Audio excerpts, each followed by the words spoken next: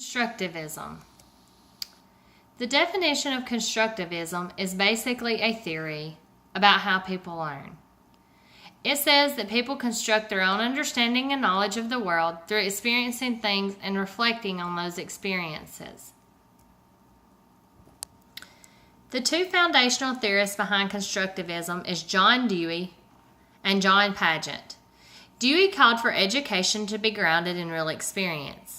He says students engage in sustained inquiry.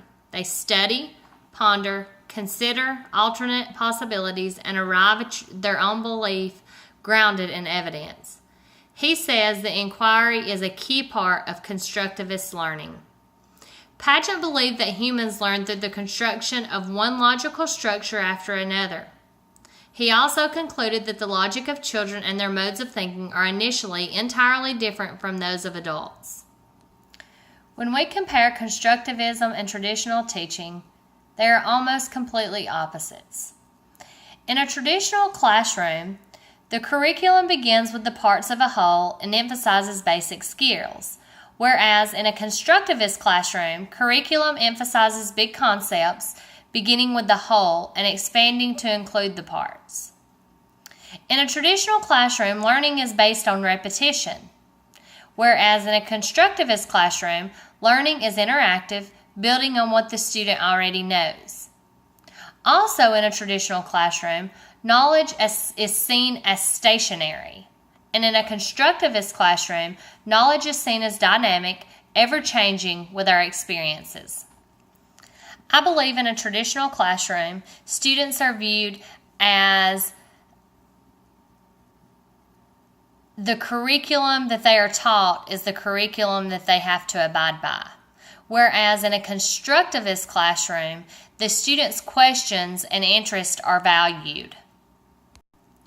Also in a traditional classroom, students work alone, where in a constructivist classroom, they are normally made within groups and work together.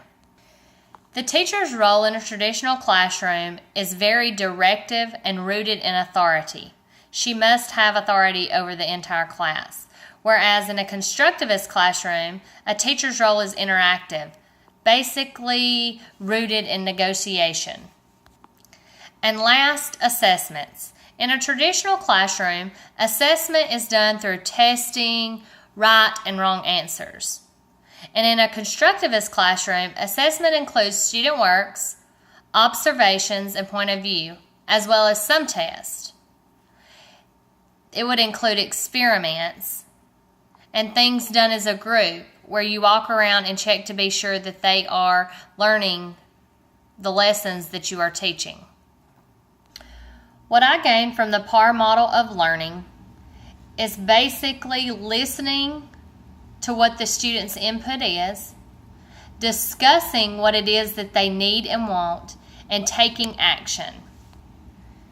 The PAR model of learning and the constructivism basically link together by listening to a student's opinion and valuing it, discussing what is going to work best for you and your class, and taking action and making adjustments to better your classroom and better your teaching skills. My scenario for the PAR model would be a field trip. I think it's very important that you get the students' input and listen for their opinions about where they would like to go. Then discuss the options that there is for what they have brought forward. Then plan the trip.